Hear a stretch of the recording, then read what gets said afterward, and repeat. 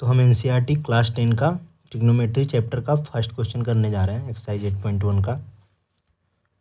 तो क्वेश्चन है, in triangle A B C, right angle triangle at B, A B is equal to 24 centimetre, B C is equal to 7 centimetre, determine sine A cos A sine C cos C.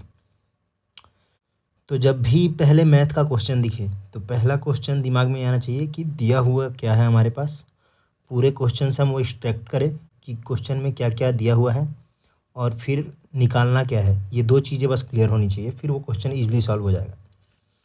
तो पहले एक जो दिया हुआ है हम उसको लिखते हैं, उसके बाद आगे का प्रोसेस करेंगे। तो दिया हुआ है राइट एंगल एट बी, मतलब राइट एंगल ट्रायंगल। तो पहले हम एक राइट एंगल ट्रायंगल बना लेते हैं। अभी एक राइट एंगल ट्रायंगल है, ट्रायंगल है ए बी सी। ए और बी राइट एंगल पे है तो बी यहाँ आएगा बीच में और सी, ये वाला राइट एंगल है। और इसमें दिया हुआ है A B 24, B C 7 centimetre. अब जब हमने क्वेश्चन से ये एक्सट्रैक्ट कर लिया तो अब हम ये देखेंगे निकालना क्या है।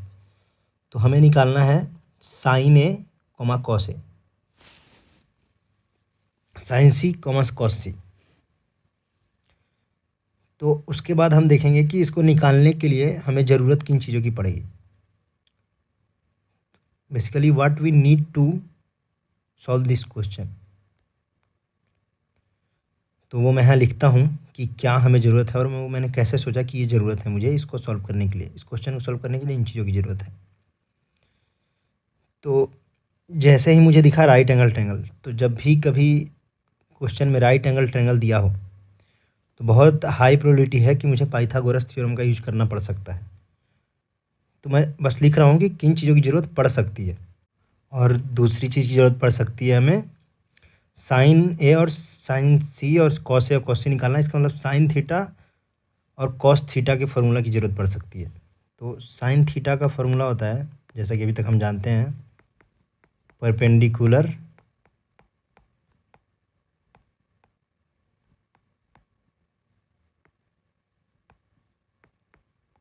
हाइपोटेनस, इसको लोग लिखते हैं P/H। और कॉस थीटा का भी ज़रूरत पड़ेगा, तो कॉस थीटा का होता है बेस अपॉन हाइपोटेनस।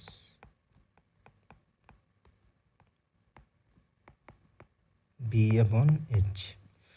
तो ये तीन चीज़ों की हमें ज़रूरत पड़ सकती है इस पूरे क्वेश्चन को सॉल्व करने के लिए। तो फर्स्ट क्वेश्चन था डिटरमाइन साइन ए। तो अब जैसे ही मुझे साइन ए पता चला, इसका मतलब जो भी साइन ए का फॉर्मूला होता है मुझे लिखना होगा। तो sine A is equal to perpendicular by hypotenuse. अब ए एंगल के हिसाब से परपेंडिकुलर कौन हुआ, तो ये रहा ए एंगल। इसका परपेंडिकुलर कौन होता है, जस्ट इसके अपोजिट वाला साइड। अगर ये है तो इसका अपोजिट वाला साइड जो है मतलब बी सी, वो इसका परपेंडिकुलर होगा। किसी भी राइट एंगल ट्रायंगल में उस एंगल के अपोजिट वाले साइड को ही परपेंडिकुलर बोलते हैं अगर वो हाइपोटेनस ना हो। जैसे जो ए वाला कॉर्नर है उसका परपेंडिकुलर बी सी होगा, बेस ए बी होगा और ये हाइपोटेनस होगा। और अगर हम एंगल सी के लिए पूछे कि परपेंडिकुलर क्या है, तो एंगल सी के लिए परपेंडिकुलर इसके अपोजिट ए बी इसका परपेंडिकुलर होगा। और बी सी क्या होगा, सी वाले कॉर्नर के लिए वो उसका बेस होगा। तो अब साइन ए अगर हम बोल रहे हैं और परपेंडिकुलर बाय हाइपोटेनस लिख रहे हैं, तो इसका परपेंडिकुलर क्या बताया मैंने, उसके अपोजिट वाला साइड जो कि बी सी। तो बी सी अपॉन, अब एच क्या है हाइपोटेनस, ए सी। तो साइन ए बराबर मुझे पता चल गया बी सी अपॉन ए सी। तो साइन ए बराबर, अब मैं आगे सॉल्व कर रहा हूँ, बी सी अपॉन ए सी होता है, जो कि बी सी मेरा दिया हुआ है 7 सेंटीमीटर और ए सी नहीं दिया हुआ है। तो अब ये देख के मुझे आइडिया आया कि मुझे ए सी सॉल्व करना है, मतलब ए सी निकालना है तभी मैं साइन ए निकाल पाऊँगा। तो उसके लिए किस चीज़ की ज़रूरत है? पाइथागोरस थ्योरम की। तो अब इसका रियल सॉल्यूशन स्टार्ट हुआ है। ये वो चीज़ें थी जो मैंने सॉल्यूशन स्टार्ट करने से पहले सोच ली कि इस क्वेश्चन को सॉल्व करने के लिए मुझे सबसे पहले ए सी निकालना होगा, तभी मैं लास्ट स्टेप साइन ए तक पहुँच पाऊँगा। तो पाइथागोरस थ्योरम लिखता हूँ मैं, क्या होता है?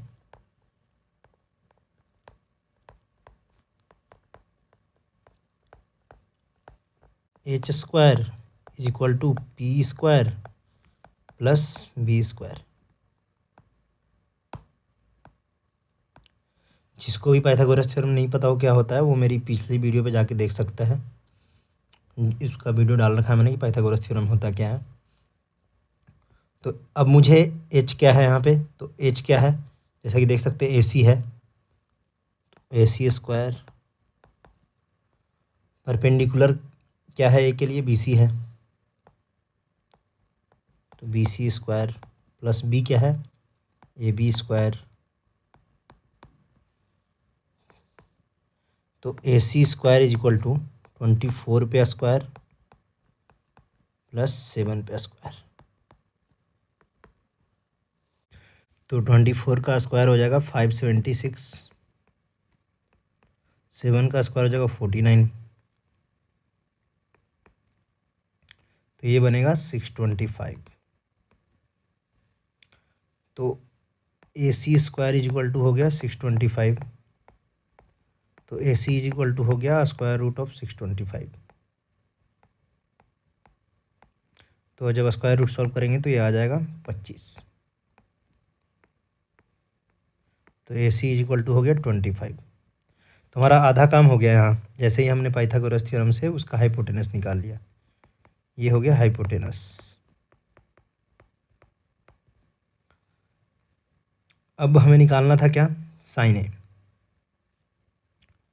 तो sine A is equal to B C by A C था। बी सी क्या था? 24, ए सी क्या था? 25। तो साइन ए पता चल गया हमें यहाँ से 24/25। सिमिलरली अगला क्या है हमारा क्वेश्चन? Cos A. तो cos A is equal to A B by A C, क्योंकि बेस बाई हाइपोटेनस होगा और ए के लिए बेस क्या है? ए बी है। तो 7/25। अब ये फर्स्ट वाला क्वेश्चन था। अभी सेकंड वाला देखते हैं। सेकंड वाला था बी सी। सेकंड वाला क्वेश्चन देखते हैं। सेकंड वाला क्वेश्चन था साइन सी। तो अगर हम साइन सी को देखें तो साइन सी बराबर क्या होगा? Perpendicular by hypotenuse. तो सी के लिए परपेंडिकुलर क्या है? जस्ट उसका अपोजिट वाला साइड, जैसे मैंने आपको बताया था। तो सी के लिए परपेंडिकुलर हो गया ए बी,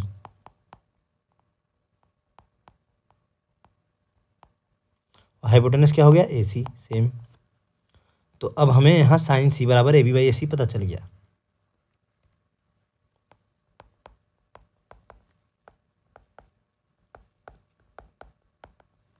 तो ए बी क्या है वैल्यू? 7।